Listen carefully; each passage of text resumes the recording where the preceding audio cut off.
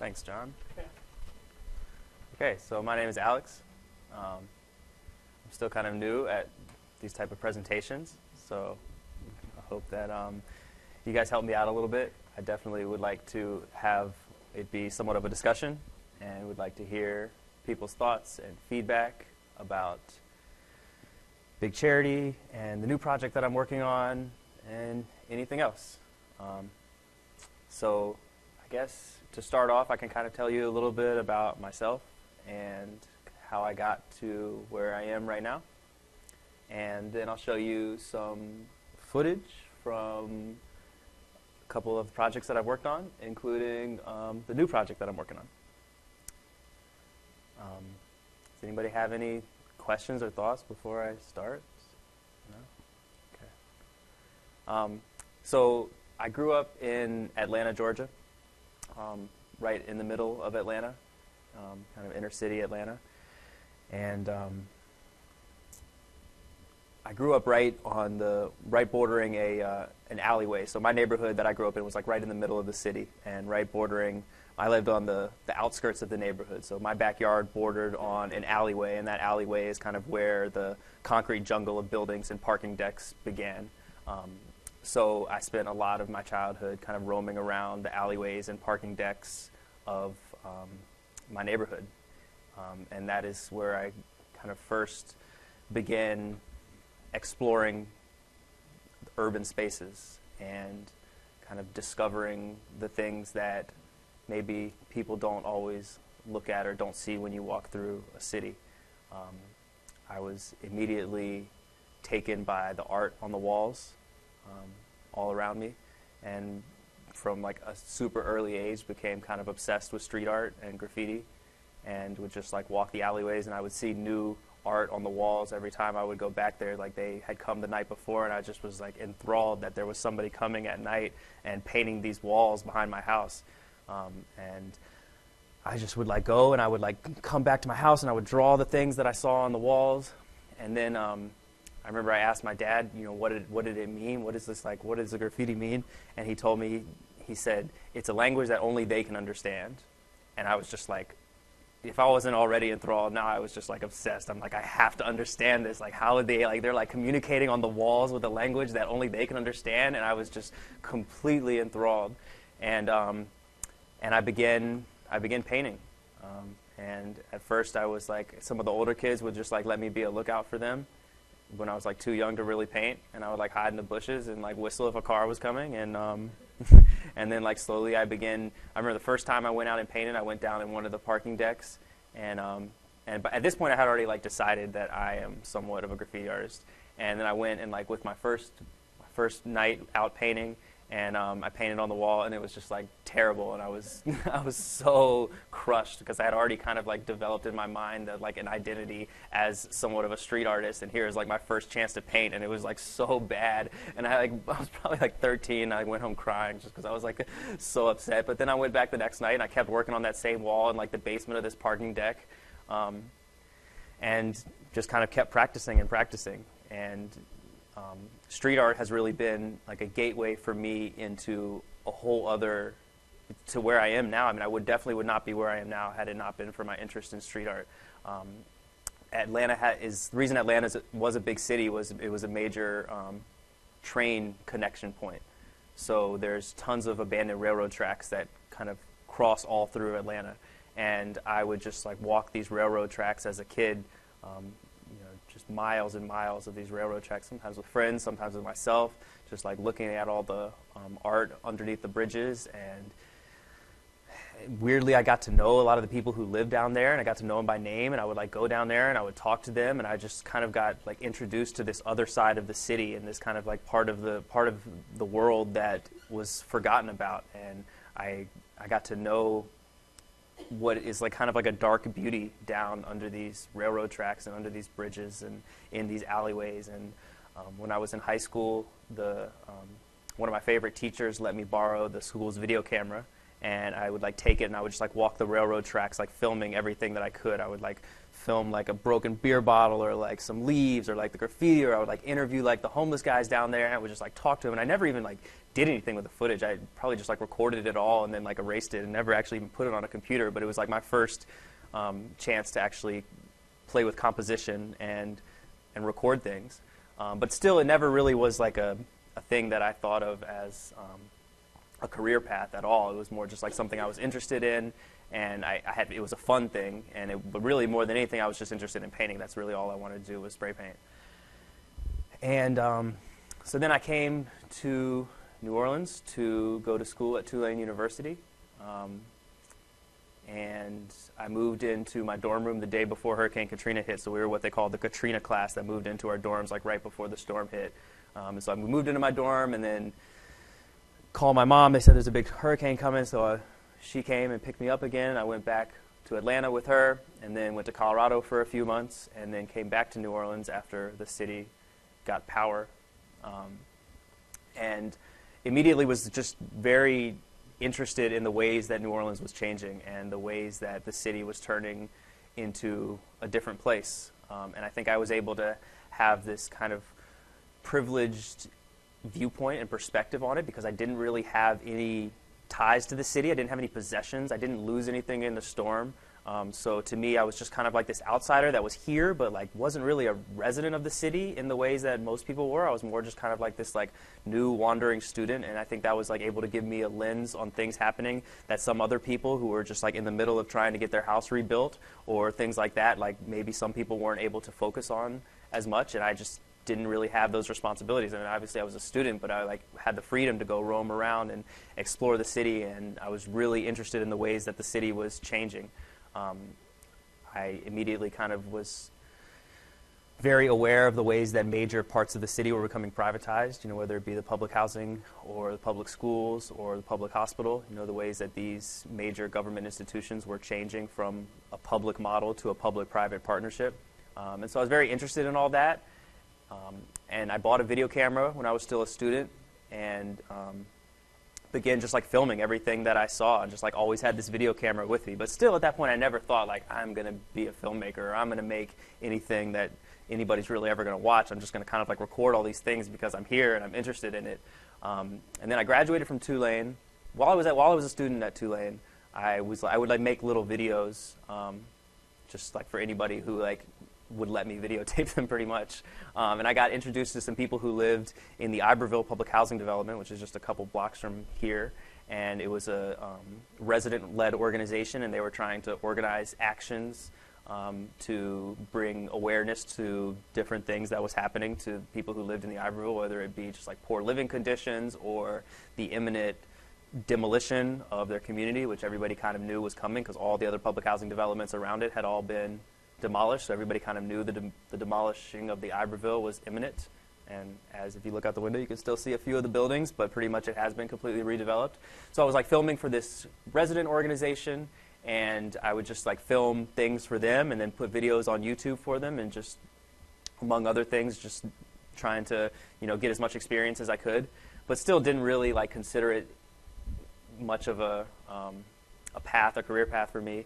And then I graduated Tulane, and I graduated with a marketing degree, and I got a job in a cubicle at a marketing center on St. Charles, and lasted like not even 3 weeks there.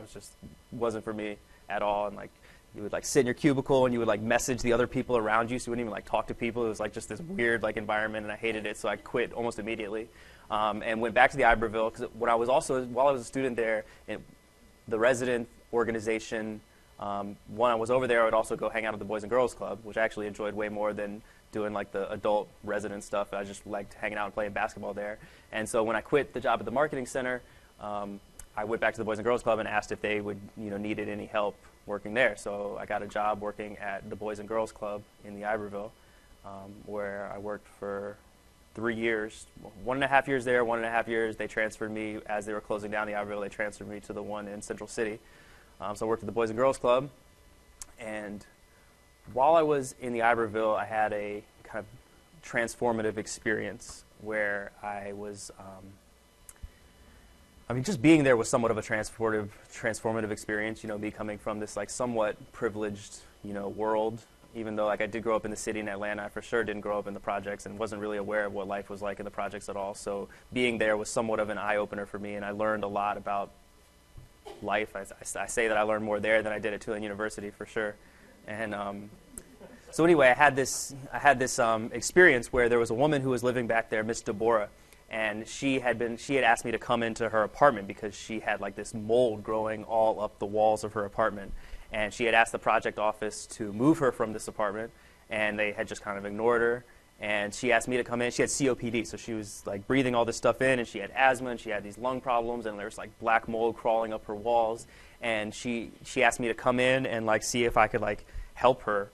And I'm like, I am like, 19 years old. I don't know what I can really do to help you with this situation, but I do have a video camera and I can like film what's going on here. So I like filmed her taking me around her apartment and showing me the mold on the walls.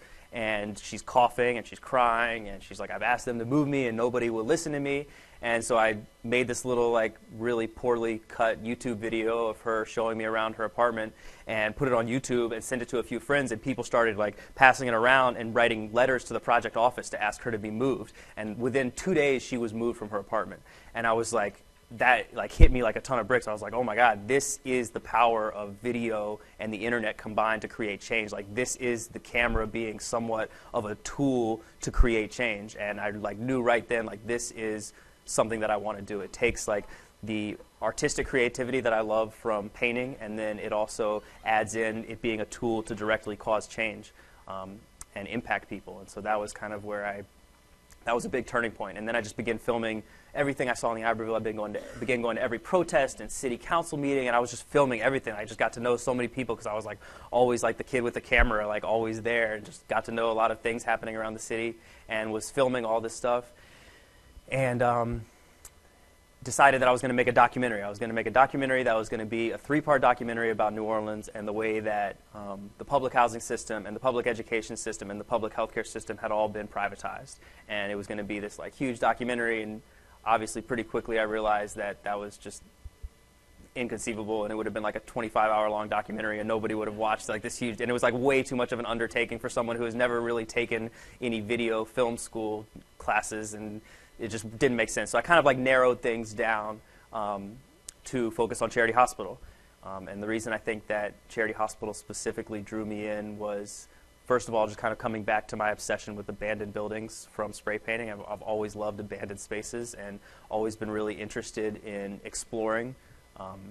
As a kid, we would explore places that like, I feel like some kids like explored the woods and the forest. We were like exploring like these like alleyways, and we were climbing barbed wire fences instead of trees, and like running around and like being in these places that we shouldn't be always gave me a rush. And I was always interested like in trying to figure out like how do you get into these places and what's the story behind them and what's the history. So here's like the most epic abandoned building in the whole world, just like sitting right in front of me, and I'm working at the Iberville, so it's a few blocks away. So I would just look up at it as this like just like monster of an abandoned building that's so beautiful and just amazing. And I would look up at it. You could tell, even right now, if you walk by that building and look up at it, that building holds some crazy energy and has a crazy history. And even if you don't know anything about New Orleans or anything about Charity Hospital, you look up at that building, you know that there is some story there. At the very least, it looks like a cool place to run around and explore.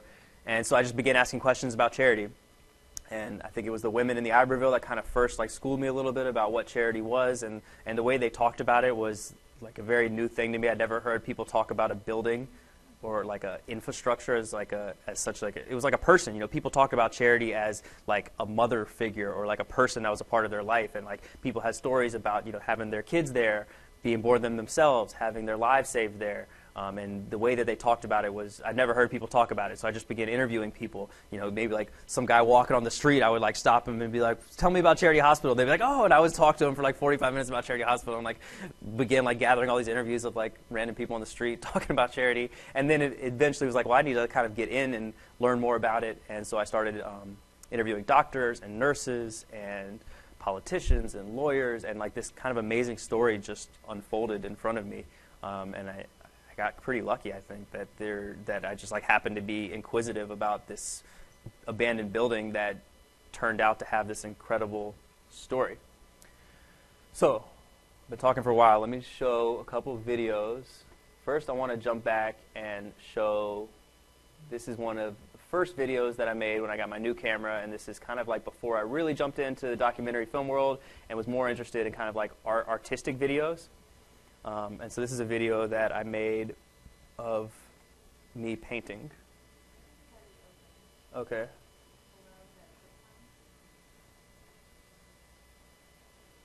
Oh, cool. There we go.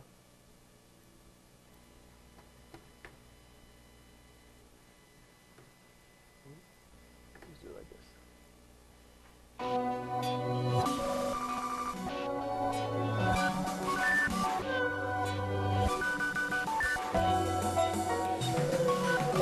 Full of sugar makes the medicine go down.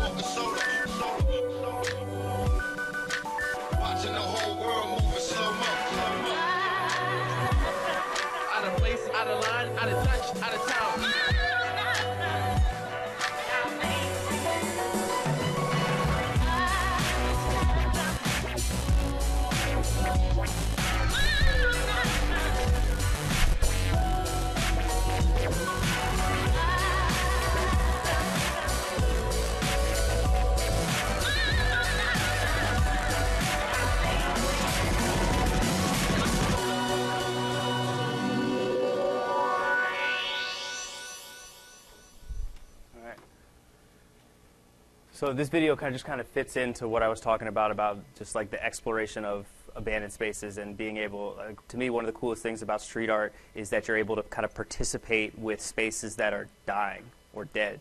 And you're able to kind of like bring life back to these spaces that to other people are just kind of seen as, kind of the same way I talked about as a kid when I would explore places that other people ignored. I feel the same way about abandoned buildings, and I love exploring those spaces and not just like walking through them, but I also like participating in some way with that history. And I love, whether it be photography or even more actually using them as a canvas and kind of like breathing new life into these spaces that other people have ignored or forgotten about. And so, like for this building, that was an old gym called the Rosenwald Gym. That's kind of like a locally famous, like legendary gym. It was right on the border of the Calliope projects, and it was just like this. When you walk through there, you're like, oh my God, so much stuff has happened in this building. Like how many game-winning shots were made in this building, or like first kisses, or like fights, or like you just know when you walk this building, like so much has happened there. And then it's just like sitting there empty. And I would go in there and I would lock the doors so I knew I was the only one in there, and I would just like paint, and I would just like be in there, and I would just try to like feel that space, and that would really determine the art that I would paint there. And that's why I would paint something that kind of like to me represented taking this like old building and this old it's almost like a being. I sometimes look at abandoned spaces as like actual people, and so here's like this old man who is like kind of ignored, and his life is over and he's dying and it's his last days, but he hasn't totally died yet, but still maybe has like this final burst of energy to release. And so I just like felt really lucky that I can participate as like one of the last people to be in that building. And it got, as you can see in the video, it got knocked down soon after. So to be able to be a part of that, I always thought was really cool. And then so I participated in a couple other art projects. This was a kind of famous one around the city called Exhibit B, where we kind of took these old abandoned apartment complex, and in the same way that I talked about the other building, like kind of breathed life back into it. So I was one of the team leaders, and this was our building, the team that I put together. We painted this building, and the theme was actually life and death, and we kind of looked at it as like breathing life back into this dead, abandoned de Gaulle Manor apartment building. So yeah, that kind of, I guess, gives somewhat of an idea of like my obsession with abandoned buildings and art, which led me to make the film about Charity Hospital. And Ben Johnson just walked in. He was the producer and my partner on Big Charity, so he can come up and talk to us a little bit about it too. I guess I'll play the trailer for you guys, and then we can talk a little bit about that, and then I want to jump into talking about the new project that we're working on. So that last video was kind of choppy. I'm wondering whether it may be better to stream it. Just give me one sec.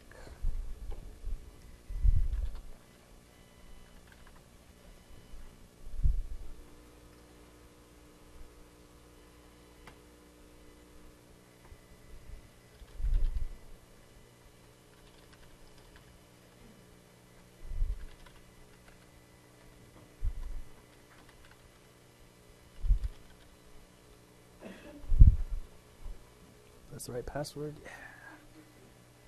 All right. So has anybody here seen the movie Big Charity? Okay. So maybe we don't even need to watch the trailer? I guess maybe for people who haven't? Okay.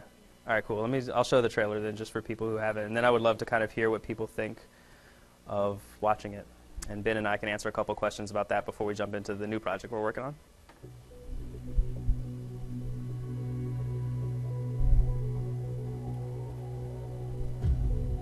The hospital was... See if we can get a little more volume here.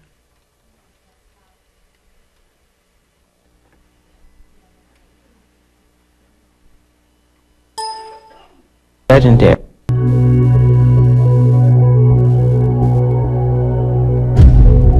The hospital was legendary. Charity Hospital gave birth to most of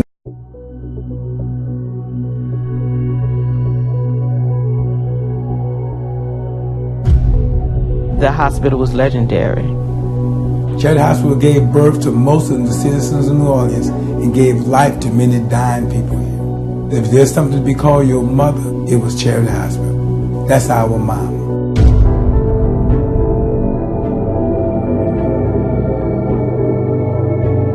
There were plans to build a new hospital pre-Katrina, but there was no money. It was the perfect storm.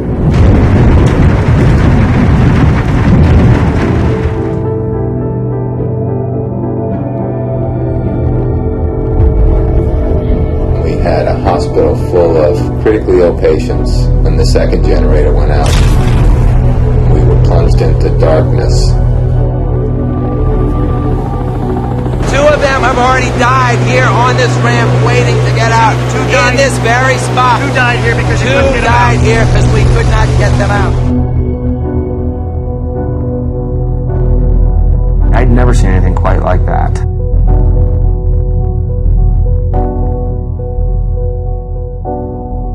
I might die with a uniform, but nobody abandoned the patients.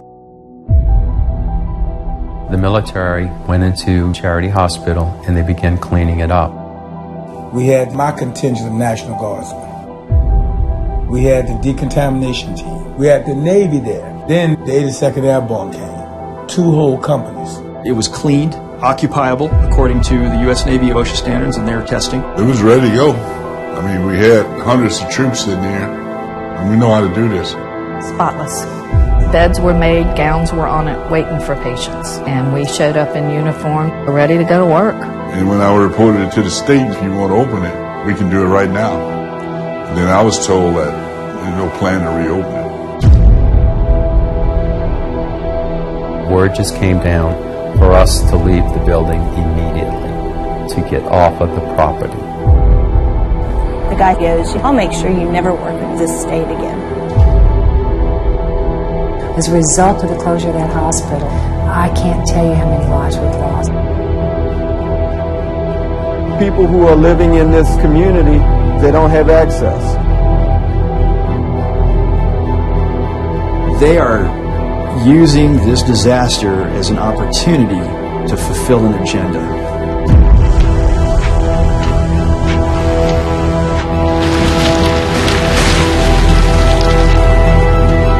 This is about healthcare. This is about people's lives. Something's being hid inside this hospital.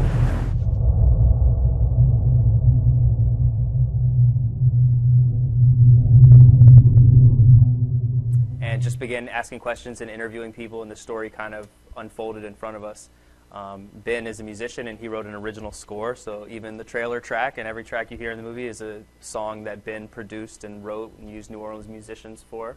And so it's pretty much very much a self-made, independent documentary in every sense of the word. We raised the money by Kickstarter, mostly $20 and $30 donations from nurses and like janitors at Charity Hospital and anybody who would donate a little bit.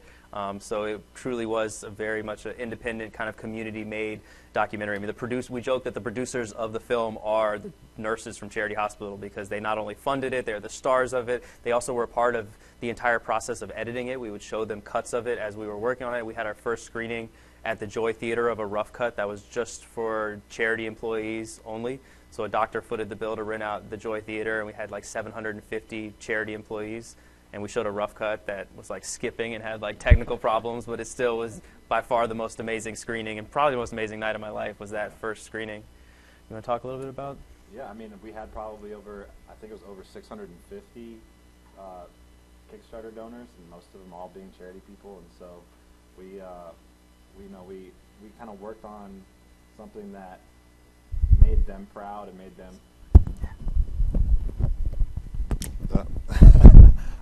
We worked on I can speak louder. Okay. We worked on something that kind of would make them proud, and kind of tell the story that they thought was appropriate. And so Alex was right. We kept going and showing them cuts of the film over the years. Showed some of the nurses and doctors maybe 4 different cuts until they felt and we felt that it was the right cut. And it was kind of a labor of love. We worked as hard as we could to kind of to work with them and make something that we felt was a compelling film. And so that was kind of a fine line we had to draw in terms of making a good film, but also telling the right story and making sure that the story was accurate. And so I think we did as best we could to do that. Does anybody have any reactions or questions about Big Charity while we're here? Or maybe anything that's like happening now? It's actually kind of all in the news right now. Yeah. Thank you.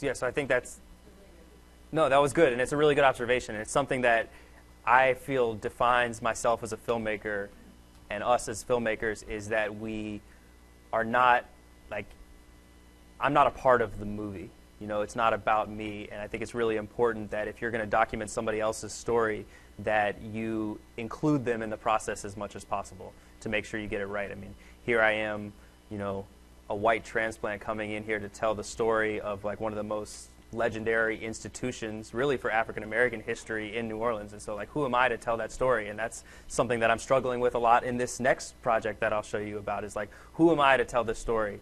And it's something that, I can't say that I have like a really good answer for that.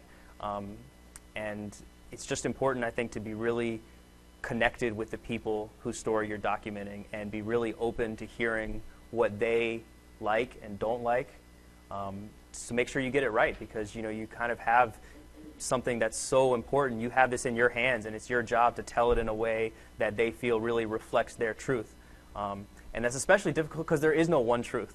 You talk to, how many people do we talk to, and they all have different perspectives. And how do you, even though we're not a part of the film, our voice in a way is kind of, you can't help but it being all over the finished product. So how do we make sure that our voice and the tone that we're going for is reflective of the truth? And the only way you can do that, I think, is to try to gather as many perspectives as possible, and take those and try to decide what you feel like is most accurate. And so we went through a lot of struggles. At first, we're going to make this completely unbiased, fair documentary. And every time someone who is in favor of charity closing says something, someone who is in favor of charity opening says something. And it's like this back and forth. And that was a really difficult task because it kind of makes it a little bit jumbled. Eventually, we kind of released that, and we're like, here's what we think is the truth.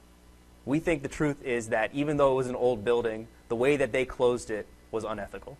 That's something that we can all agree on. And I think even people who, even if they won't totally admit it, I think even the higher-ups at LSU would recognize that even though they believed that building needed to close, the way they went about it was clearly unethical. So we kind of decided, here is somewhat of a universal truth. That's what we're going to stick to. We don't have to counter that with every single, have one person say each side of that. And so I think just having community participation when you're an outsider trying to document a story that you have really in some ways no business documenting is it's imperative. You can't do it without community outreach.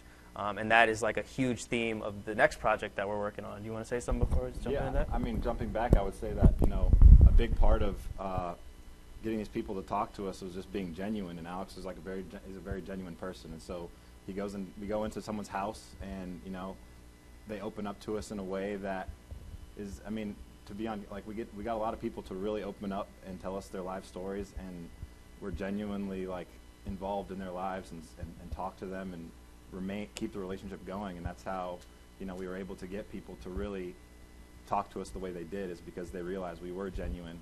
We were just trying to hear their story for whatever it was, and document it. Definitely. We still keep in really close contact with the stars of our film, and they become good friends, and we joke that we've got 50 grandmothers in New Orleans who are nurses who look out for us, and we talk to them on the holidays. And I think that connection that we had with them is kind of what made Big Charity what it was. I think that you have to, at least I believe that to make the film right, those people are the only critics that really matter. So it's very easy to kind of make a film that the masses may enjoy, but we decided early on that if those nurses and doctors and patients of Charity Hospital, if they didn't co-sign on the film, then it's kind of a failure, no matter what critics say. So I think recognizing that the people whose story it really is, being the primary critics, is crucial to telling the story right. Any other questions before we jump in? Yeah.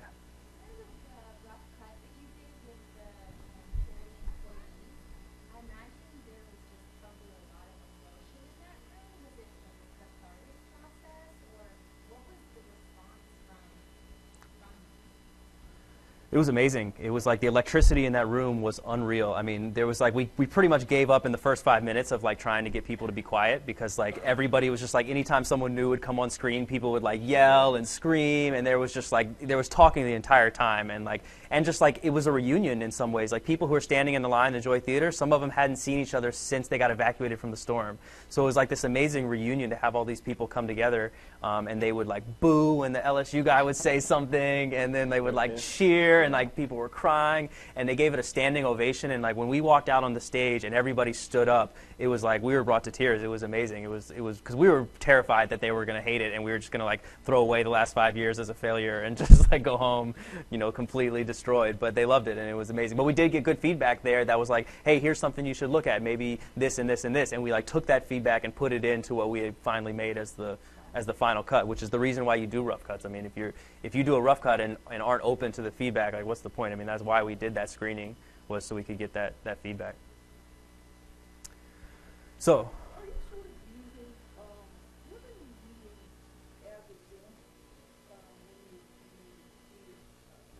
what do you mean?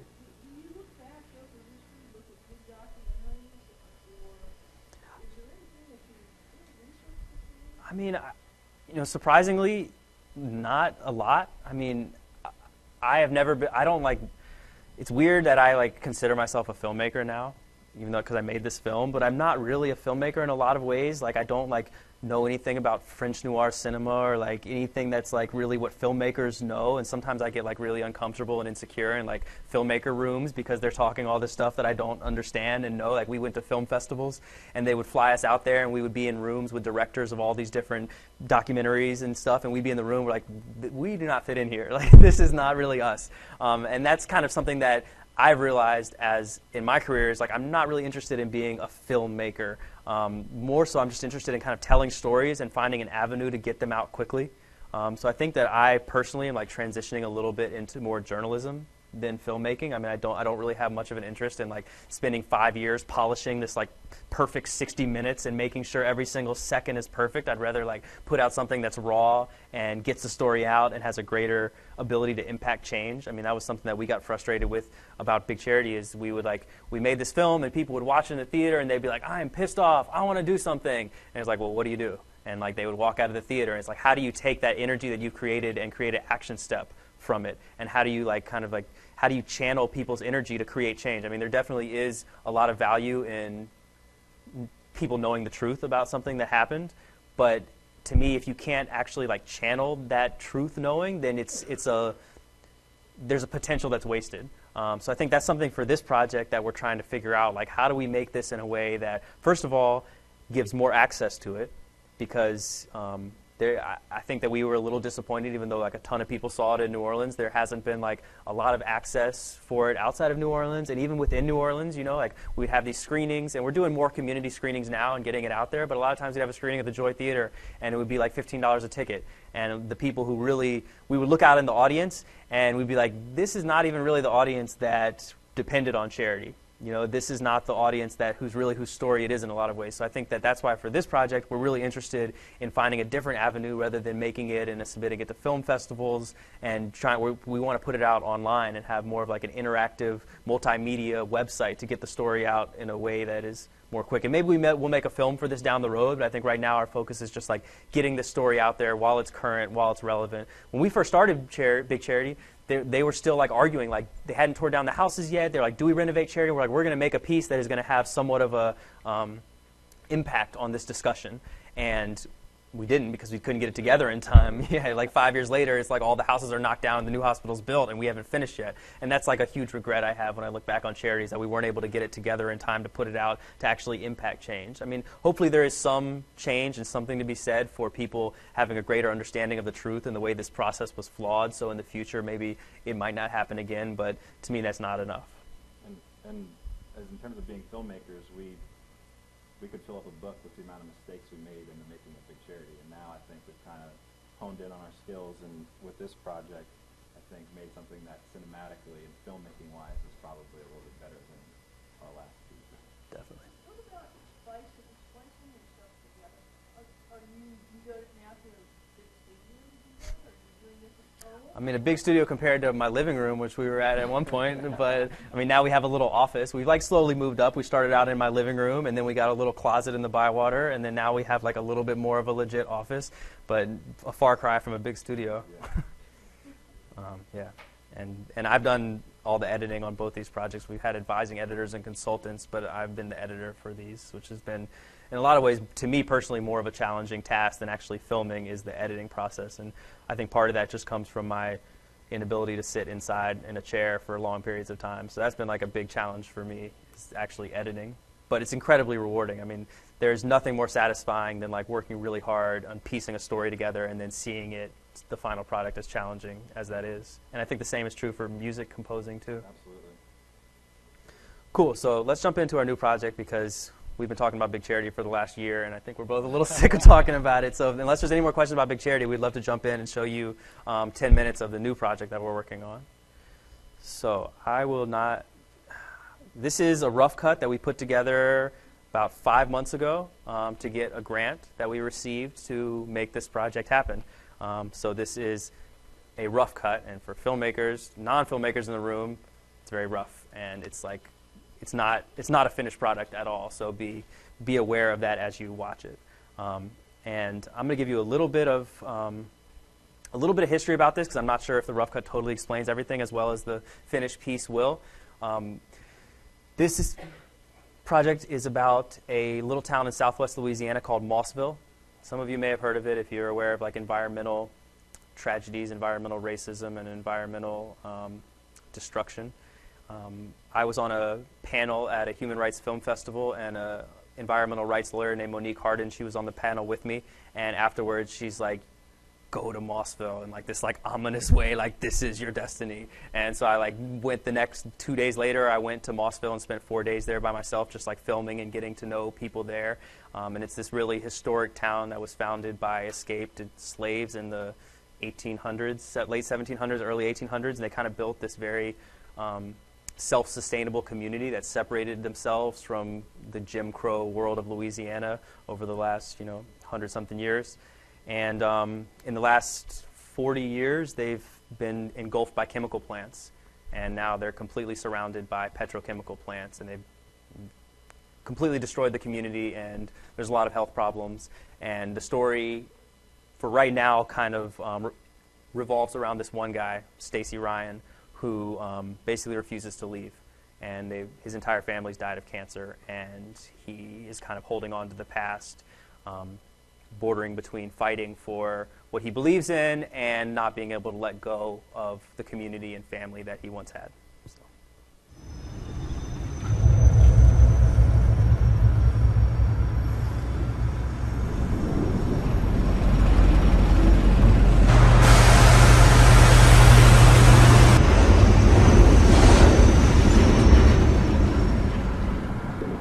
Once there was a community founded by free slaves who lived in peace and happiness, a thriving community, self-supportive. We needed no police or sheriff. We raised our own food. We looked out for one another. One family was hungry, the next family would provide a meal. We existed. And now that's gone. It's all gone. Pushed over, drug away.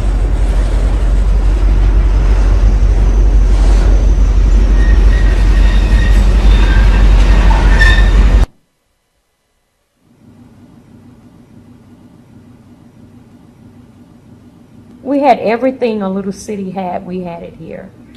It was just the little African American community, and one by one the plants started moving in on us. Mossville was the oldest settlement in Louisiana that was settled by African Americans. That land over there where those plants are located is a cesspool. I mean, everybody that lives next to those plants could file a nuisance lawsuit every day.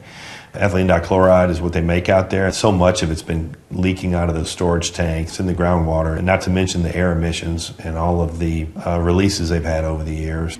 Benzene, toluene, xylene, EDC, ethylene dichloride, polyvinyl chloride. I mean, we have lived in a chemical soup bowl for years and years. It started little by little. Kids wasn't being born anymore. And there was a lot of illness coming in. We started having kidney failure and cancer and, female problems. Somebody's always sick with something, especially cancer. Cancer is running rampant around here. Almost everyone I grew up with, all of our kids have been on breathing treatments. I think she was 3 months when she had her first one. It's rare to be healthy, actually. My oldest sister, my oldest brother, and my next to the oldest sister all died with cancer. Our kids and grandkids coming through the bloodline of us with asthma problems and breathing problems. And all we want to do is move away where there's no chemicals. People don't like to talk about it, but there's a reason that all the plants are located across the river. The truth of the matter is Mossville is a 100% black community. If that was a white community, everything would be different. There's something that has been built here and established, and it's our heritage, and it's slowly just drifting away. And it's always a minority or an African American community. Mossville is history now. It's like a desert. dead town.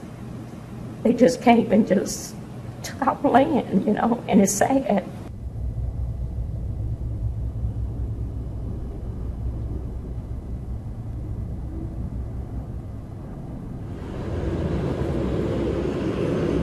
All of a sudden one day, Sasol makes an announcement that they're buying out Mossville. Sasol is a South African petrochemical company going to have this big $20 billion mega project that's going to be basically taking up miles and miles of property. And if all plans were to go forward, Stacy Ryan's property is right in the middle of where their plant's going to be located.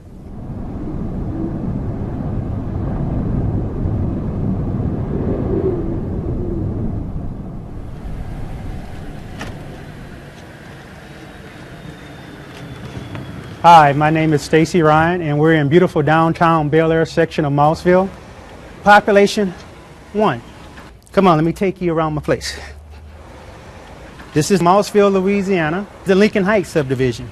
My relatives are direct descendants of the people who founded Mossville, free slaves who settled here in the 1800s. Sasol announced that they wanted to build this project. The first offer they announced to me was $2,000. Was told I need to file for a variance if I wanted to live in my own home here. Had the power lines taken down around my mobile home, being denied power, being denied water. I had my sewer system destroyed, things stolen, and to counteract that, I am now installing a fence.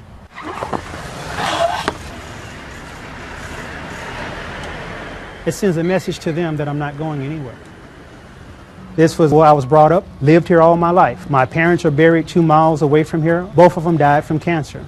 I lost both grandfathers at 52. Just buried a brother 6 weeks ago. I've lost a uncle at 56. He died 30 days after my mom died. I lost a uncle at 37, an aunt at 44.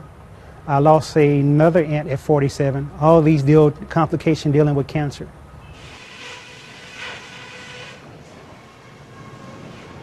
Every month somebody was dying in Mossville, and I started collecting obituaries. Her name was Hilma Sullivan Adams. She died with ovarian cancer.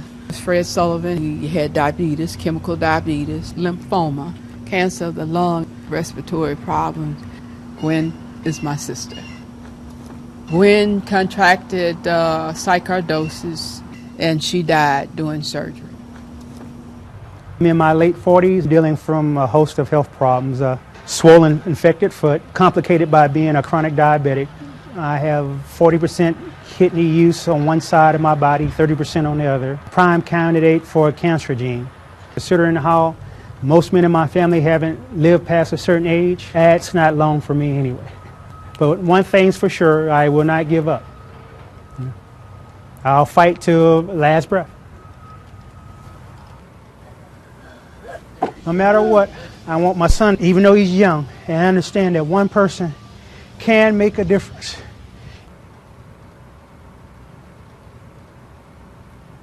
This tape holds the testimony and statements from my parents a month before my father died and before my mom found out she had cancer. This is their testimony. Hello, I'm Sandra Ryan, and this is my husband, Alan Ryan. We're all very sick. I have diabetes and I've had congestive heart failure, whereas my husband was found with cancer, and he's in stage 4 of cancer. Not only in the lungs, but in the liver and the spleen. Now we're dying. Why is it the whole community has the same problem? This is a picture of my family. My husband has cancer. I've had cancer. I had congestive heart failure, and I'm also having diabetes. This is my daughter, Deneen. Deneen has endometriosis. She can't have children. My son is not pictured here. His name is Stacy Alan Ryan. He has a big health problem. He has a chemical rash around his neck, problems with his urine. He's having just as many problems in his male area as my daughter's having with endometriosis. He's having these problems. It doesn't make sense for a family of 5 and everybody in the house is sick. They got me with cancer in the 4th stage.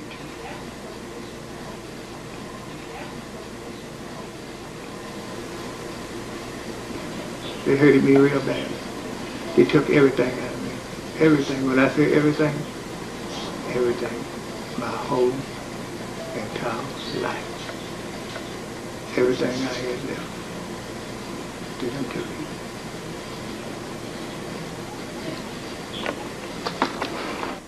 We are human beings too. The color of my skin doesn't make me a dog. It doesn't make me a guinea pig. I'm human just like you. I breathe. I think. Yes, I think. Just like you.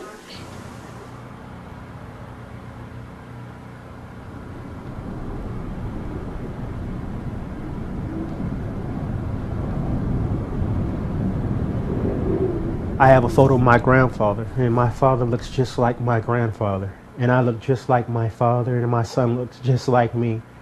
And as you go down the line and see people dying for cancer, you know, is this the fate, you know, meant for me? The doctors tell me I might not even live to see him graduate. Bad as my body's deteriorated. My wish is for him to be far away from this place. To end this curse of everybody dying of cancer. They'd rather sit on top of us and dump chemicals on us and wait for us to die so they can get the land dirt cheap. The greed of man has destroyed this community.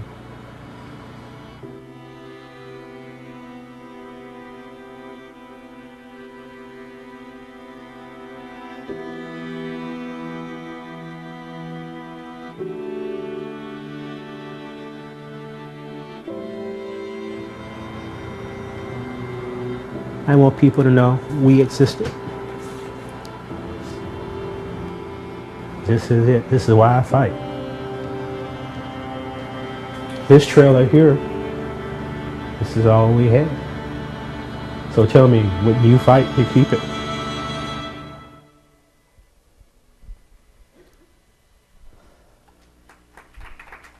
Thanks. So, maybe at this point we could open it up. We would love to hear reactions and questions, and you know, kind of where we're at in the process.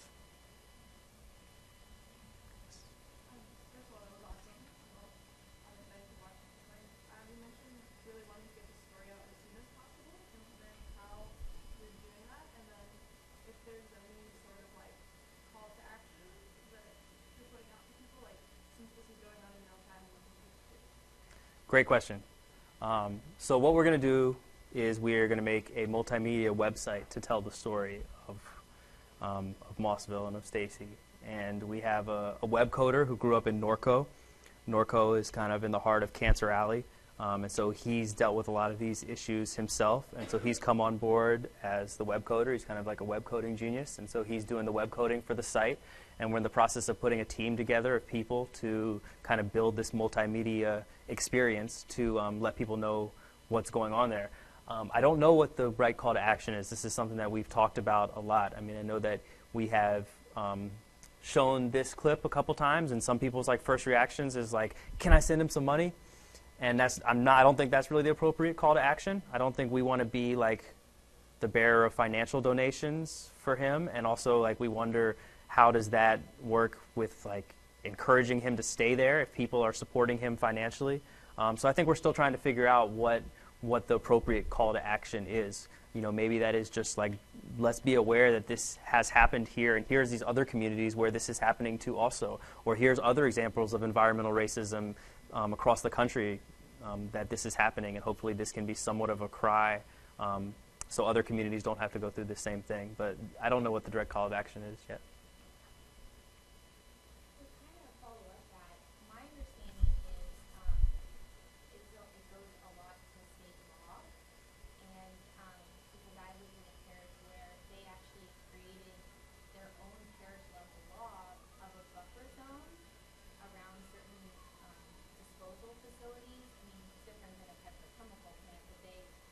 in the 80s, someone had the foresight to create a parish-level law that was stricter than the state level.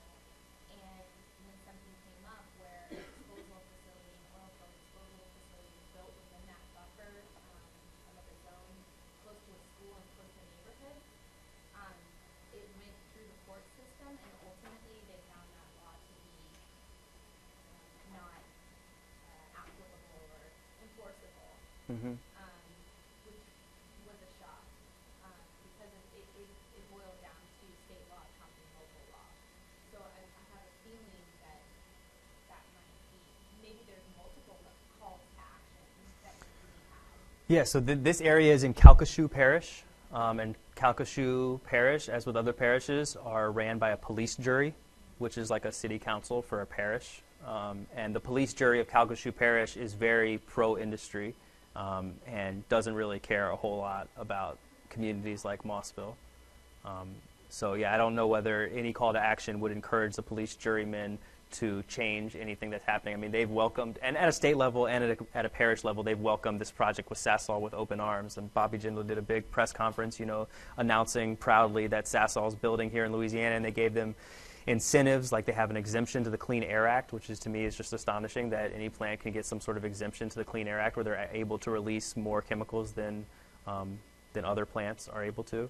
Another interesting thing that kind of explains how Mossville's got to this point is that the way the EPA works is they give each plant a ceiling of emissions that they're allowed to emit, but there is no like regional emission limit. So each plant is only able to emit so many chemicals, although they have releases all the time where they go over that and they pay a fine.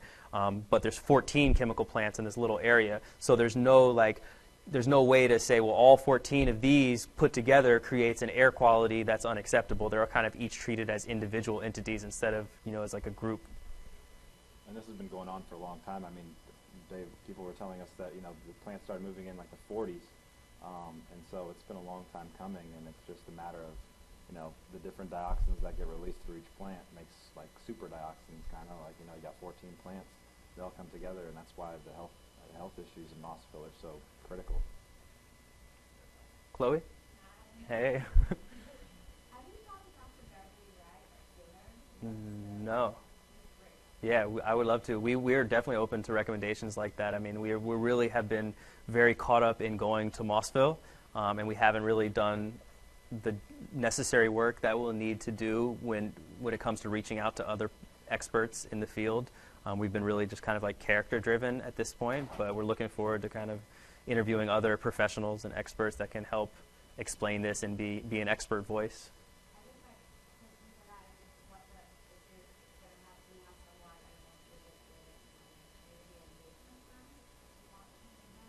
Yeah, definitely. So that's a big part of this. Just in the same way that we did Big Charity, we are also trying to have a lot of community engagement here in New Orleans, but even more importantly than that, having community engagement within Mossville. So there's two Mossville residents who are about our age, more or less, and they're actually coming on as potentially a producer, definitely as an associate producer, and he's going to be a part of the creating of the story. And then we have another person, Destiny, who is going to be our community advisor. So we're going to work really closely with them to make sure that the story is told the right way. Yes. 100%. Yes. Every man who lives in Mossville just about works or has worked in industry. Which creates a really interesting dynamic because it's like they're dependent on these industries for their livelihood, and these same industries are destroying their community. And we've definitely run into roadblocks of people who are afraid to talk to us because they don't want to lose their job. It does. Definitely. Stacy himself worked at a plant, so it's like, and so does there's a lot of people we interviewed where they say, I don't have anything against the plants. I just want them to give me my fair shake, because everyone in Mossville at one point has probably worked for the plants or has had someone in their family work for the plants. So it makes an interesting kind of complicated issue. Yeah, you would think that maybe naively, I thought at one point that like people in the community would be like, if you could flip a switch and shut all these plants down, would you do it? And the surprising answer, at least to me, was that a lot of them were like, no, we need these plants. This is how we support ourselves. And so it's like this interesting dynamic of being dependent on the same thing that's killing you. Yeah.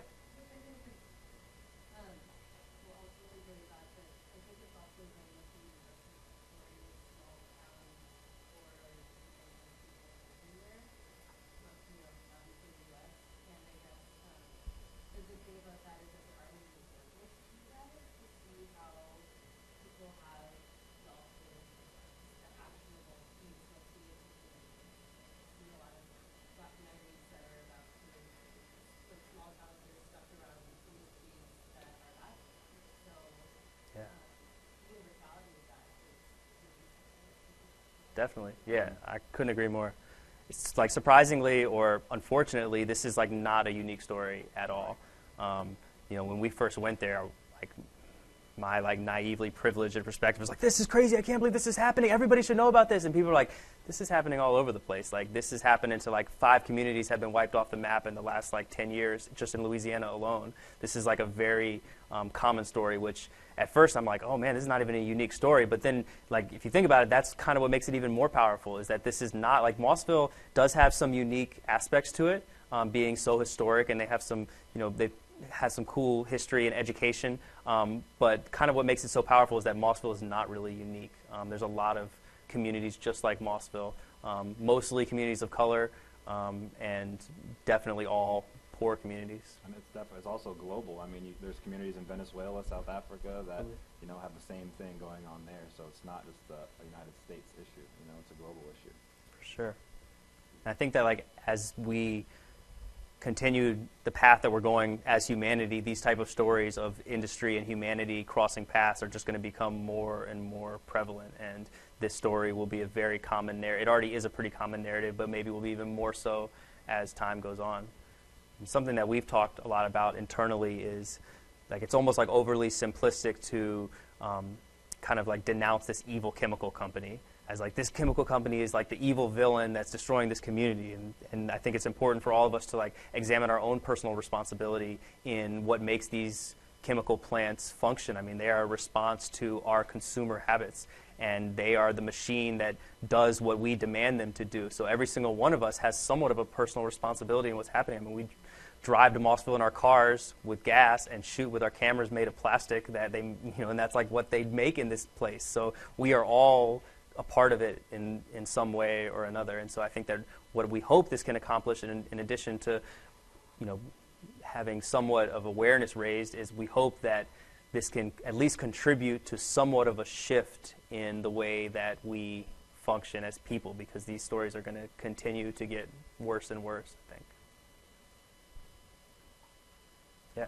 What is the state environmental agency and federal environmental agency? What roles do they play or not play in this? So is it like, it's like the EDQ or LADQ or something like that? They in the ATDSR, they have done some studies around Mossville. And so initially, Mossville got a lot of attention when some residents they shipped some of their blood to Germany to get it tested, and it came back that they had 3 times the amount of dioxin levels of an average person. And dioxin is like one of the biggest carcinogens. So a lot of people kind of came to Mossville at that point. That was like 2010, I think. And CNN did a little piece where Sanjay Gupta went there and talked to residents about what was going on. And that brought a lot of attention to Mossville. So the LADQ and the other alphabet agencies or whatever, they came there and did tests. And so these agencies are known for minimizing problems. And their test results came back like kind of inconclusive.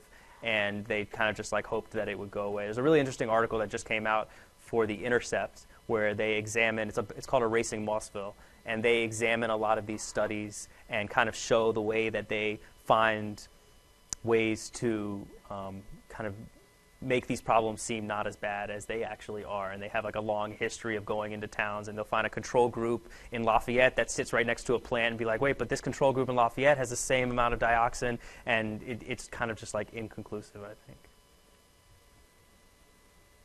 I don't have a better answer for that. It's sad that the agency that's tasked with protecting us from all these problems is kind of turning a blind eye. Definitely. Federal and the state level. Definitely. That's kind of like the story of Mossville in some ways.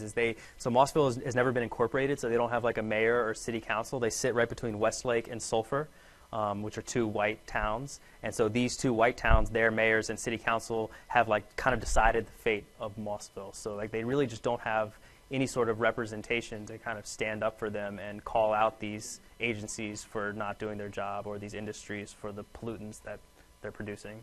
And the power of these industries is pretty impressive. I mean, they had spies go into some meetings for people of Mossville having meetings on these companies coming in, and companies would send spies in to see what was going on at the meetings. When we go up, every time they stop us and ask us what we're doing and harass, and so it's they have the power to kind of seems like get away with whatever it is that they're trying to get away with. Definitely. Yeah, they have tried a number of intimidation tactics on us for sure.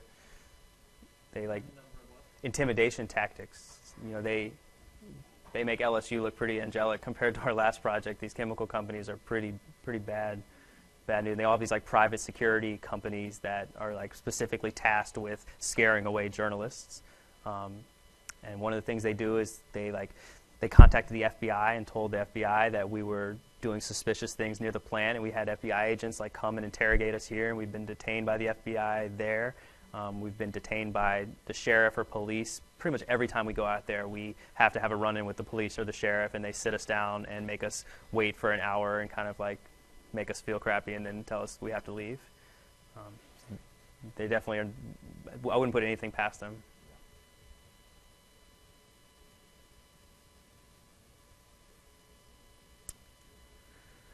So any other questions or thoughts or reactions?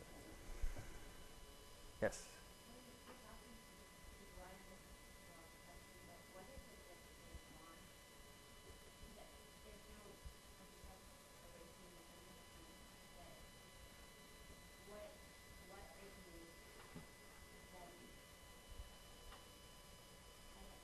Like, what does success look like for this project, kind of? Yeah, it's a good question. So I think that we've been asking that to a lot of our community advisors, and pretty much everybody we talk to out there is like, what do you hope that this project accomplishes? And I think that the general consensus is like, just tell our story and just get the truth out there so people know what happened to us so it doesn't happen again. I think that's kind of the general feeling from a lot of people. And so right now what's happening is Sasol's buying out the town. So everybody who doesn't live, it doesn't make it totally clear in what we showed you, but there's the need zone, which is the footprint of the chemical plant, and then there's the fence line. So Stacy lives in the need zone, so they have to get his property or they can't build a plant. Everybody else, they're just trying to get rid of them, so they've done what's called an optional buyout program, voluntary buyout program, where they basically offered every person who lives there, we'll give you $100,000 so you can leave. And they call it voluntary buyout, but pretty much they're forcing people to take this offer because they're making a community that's unlivable. And they're saying, oh, well, now we're giving you your exit strategy. And the people who live there are like, wait, like, mostly it's elderly by this point. I'd say most of the younger generation have moved out. It's more the elderly people who still live there. And they're like, we've worked so hard and we've paid our house off and now we're in our retirement. We can't just like pick up and move somewhere else. So a lot of people, the general narrative of most residents who are still there are that like, at least give me enough money so I can relocate somewhere comparable. And they're not really getting that. A lot of them, they've already paid off their mortgage and they're like, I'm 60 years old. My mortgage is paid off. And they're not offering them enough to go to a similar town where they would have a house that they didn't have a mortgage on. And a lot of them, that's their biggest complaint is like, I just want to have a house that I don't have to pay off. I've already paid this one off. And so that's kind of a concern for them as well. Definitely. There's this like analogy of like taking a tree and moving it. The younger the tree is, the easier it is to pick it up and move it so it can lay its roots again. And the older it is, the more likely it is to die when you uproot it. It's the same for people, older folks who have lived there for so long, like they just can't really imagine moving to a new place and finding a new community, and they have built, like them and their ancestors have built something there, and it's just really difficult and painful to think about moving.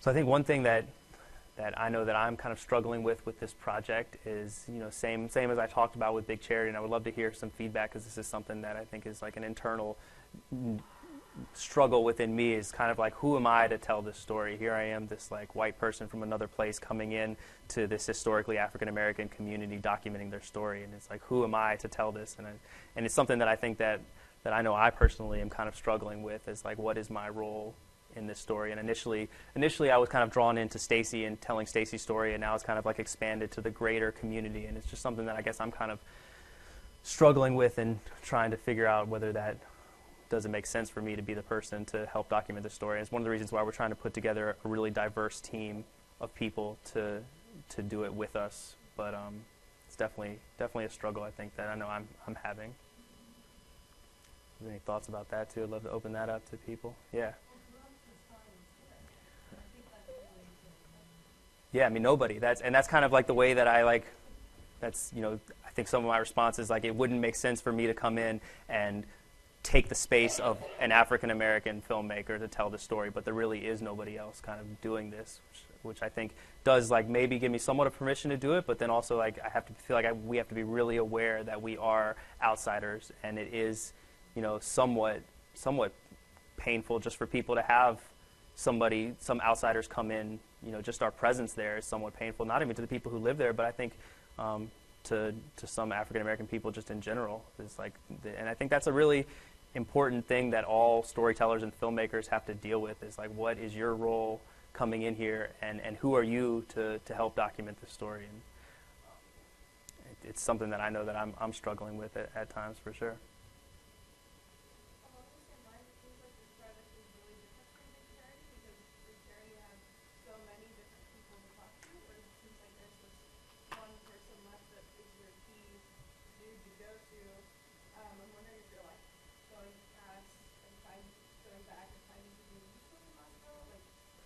Yeah.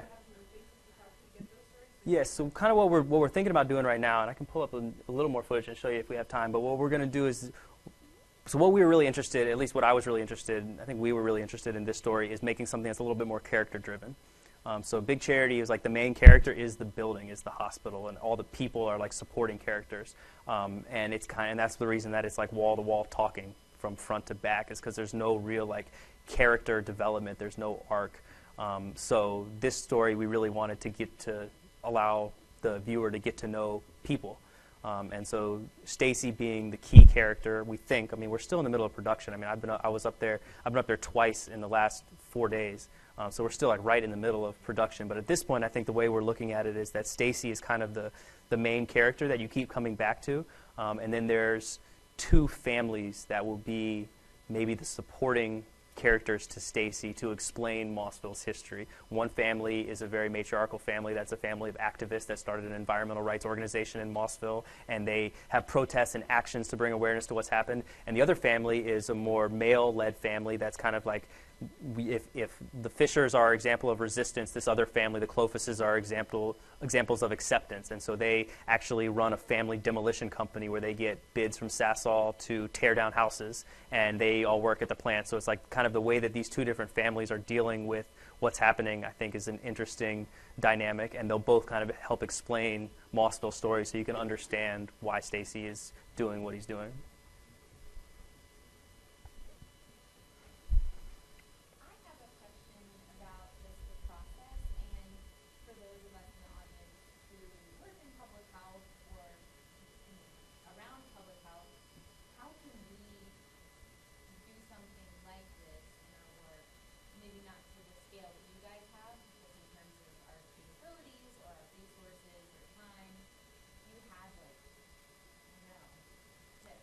I wish. I don't know. I mean, sometimes I wonder whether we're qualified to be doing this, and maybe it makes more sense for someone who's like actually like understands healthcare. I feel like it's really weird almost that I'm even like speaking at like a public health school and like made a film about a hospital and making another film that has to do with health concerns, because I'm like not really qualified. So like I've never really had an interest in healthcare, honestly. It's kind of like just this path that I am on, and it's a very unintentional path. I never like when I was walking around filming, stuff when I was a kid and even in college, I never was like, I'm going to make healthcare documentaries. Like, it's just kind of like this weird path that I've kind of been put on. So I really don't know the answer to that. I mean, I do like that film can be a tool to create change, and I would love to see more partnerships between public health advocates and filmmakers, because I think that where we lack the expertise in healthcare, actual professionals can help make up some of that, and where public health students lack maybe the tools to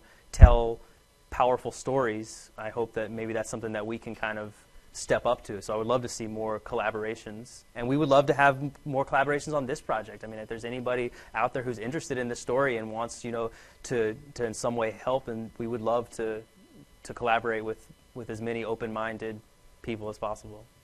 I mean, just be open to new things. I mean, we started this and didn't realize it was really. We started a big charity, not realizing it was a story about Charity Hospital. We thought it was going to be a much bigger story, and you kind of just.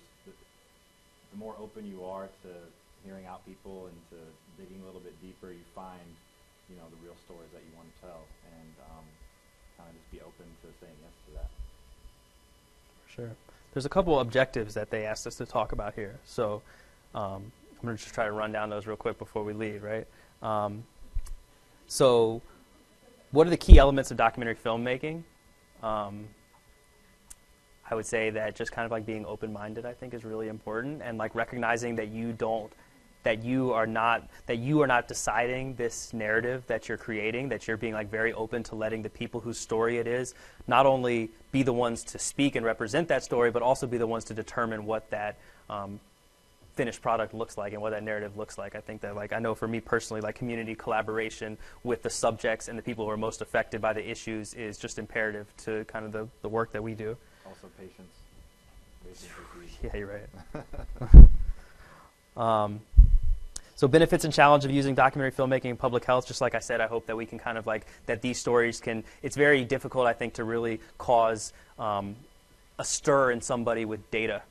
It's like you can hand somebody a pamphlet or like a stack of papers, and that doesn't really like move somebody. So I would love to see art and creativity kind of like combine with public health issues to really impact change. And how to use film and video to communicate results of your research. I mean, kind of the same thing. How to approach and gather information from communities that you wish to collect data. I mean, this is something that is a very difficult thing. I mean, I know that I personally struggle anytime, like when we're going into Mossville, like we were somewhat brought there, but still you are an intruder. And you have to like be very aware that you are an intruder. Like be very aware that like your presence is, even if somebody invited you in, you're still like need to be very careful as to and not act like you know what you're doing. Like you are there to understand, and you're there to ask questions, and not to kind of like put your preconceived notions onto other people. And just like having an open mind, I think, is really, really important. And I know for me personally, and I know that some documentary filmmakers don't have this approach, but I have very personal relationships with the subjects in the pieces that I've made, that we've made. I mean, we spent my birthday in Mossville with one of the families there, and they threw me like a little birthday party. And I mean, I talk with Stacy on a daily basis, sometimes multiple times a day, and we've really gotten to know the people there. And same with Big Charity. I mean, we keep in very close contact with all the subjects of that. And so I know for me personally, like, and I don't even know if this was a conscious decision, it's just like, but I have developed very close relationships with all the people who we're filming. And I think that also helps keep me honest and helps keep me aware that the most important thing is making something that they feel proud of, that they want to co-sign their name on. And if like I said before, they are the most important critics. And if they don't like what you're making, then like throw it away. Like don't release it to the public. If the people who are your story, if they don't believe in your final product, then it doesn't deserve to see the public. It's their story, and they should not only be the ones who drive it, but they should also be the ones to kind of put the stamp on it at the very end. Yes, Chloe.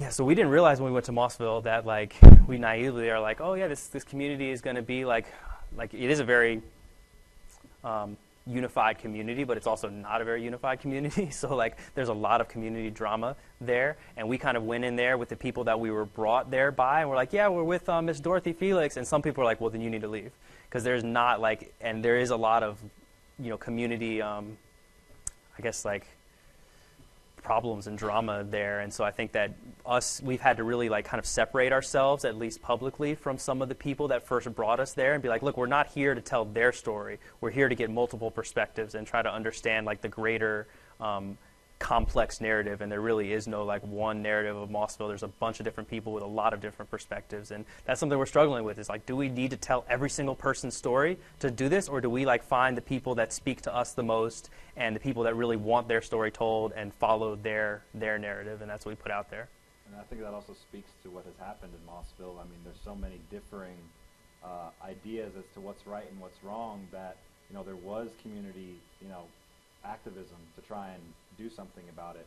But I think that there was a lot of, also a lot of community just that were upset with each other and couldn't come to a common denominator to kind of figure out what to do next. And so it is a fine line to kind of walk where, you know, you have to realize you can't drop everybody's name. You can't just say, oh yeah, I know so and so, so we're good to talk to you. It's like you really have to go and get to know those people, just face to face, put the cameras down, go talk to them, and then kind of ask them for permission to document what they have to say. So maybe we'll leave with a couple minutes of footage of some of the other family members, some of the other people there, so you can kind of see a little bit of what some of the other people who we have been interviewing look like and sound like. So I'm just going to show you, this is a mother and her daughter. First the mother is interviewed, and then her daughter is interviewed. This is about 4 minutes of footage. Okay. Are there any questions before we wrap up about, yeah?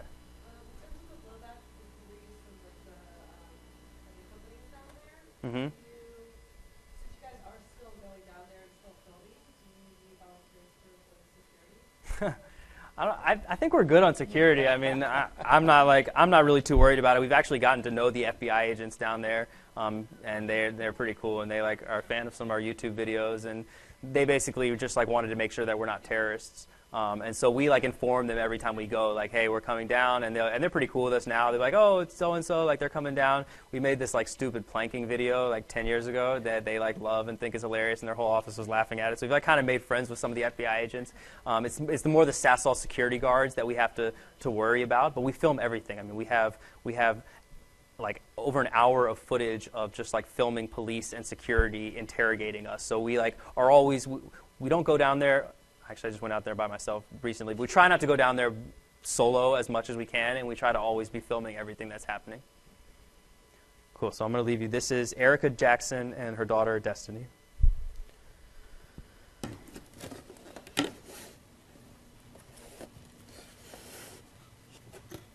This is my great-grandfather.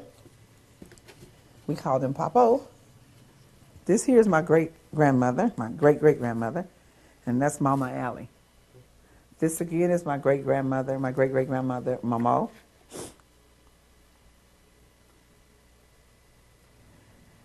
And this is my grandmother. We call her Tugaday, but her name is Lorraine. She was a great woman, a strong woman. And she taught us about faith and family, because people that didn't have a place to stay stayed with my grandmother. Her house was open to everybody. She was a great woman. My grandmother was the backbone.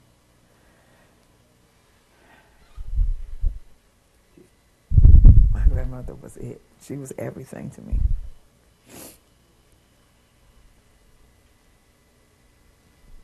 This is our home. I moved out and across the street from my grandmother on Prater Road, and I've been living there for about 12 years. I basically raised my kids here. And it's just gone. Everything is gone. I'm sorry.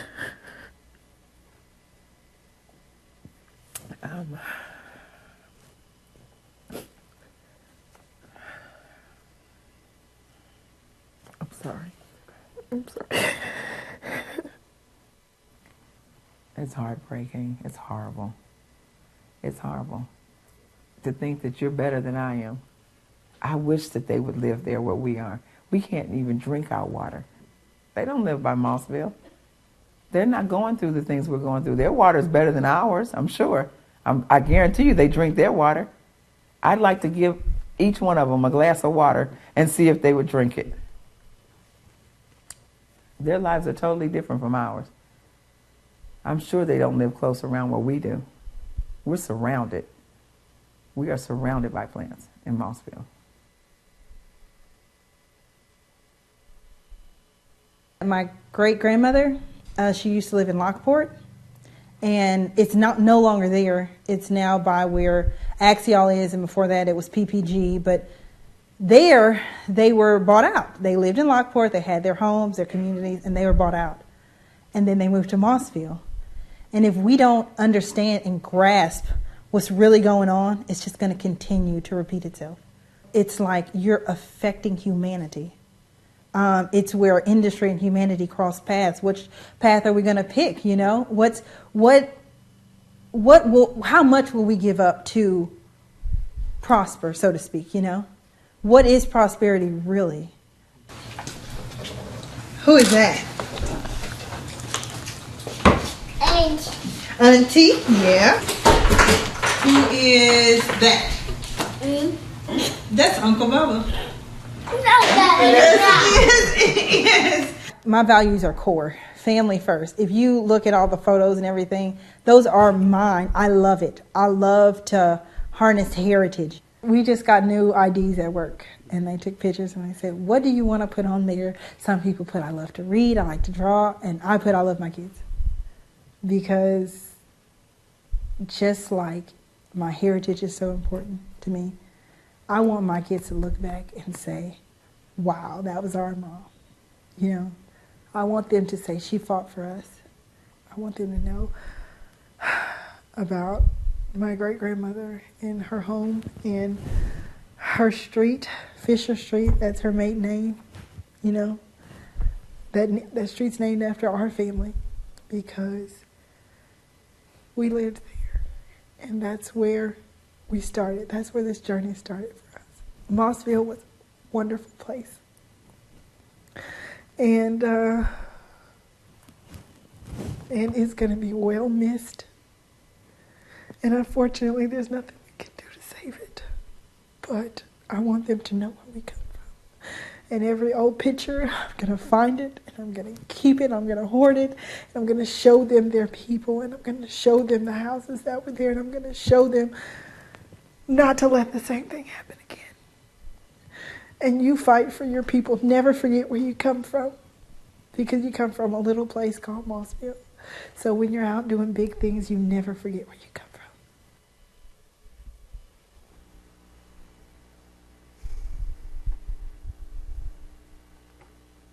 So I guess we'll end there.